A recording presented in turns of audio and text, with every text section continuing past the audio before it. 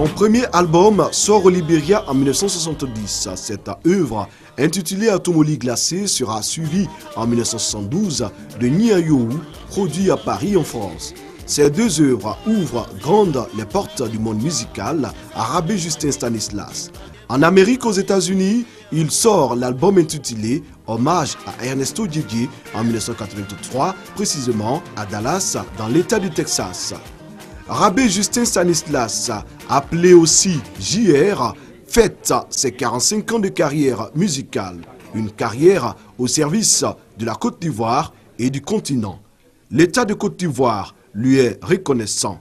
Le ministre de la Culture et de la Francophonie lui a décerné donc la médaille de l'Ordre du Mérite culturel. Et je voulais donc dire à Justin Stanislas que les Ivoiriens sont fiers de lui et nous l'encourageons à continuer et à servir d'exemple à la jeunesse qui a besoin de modèles.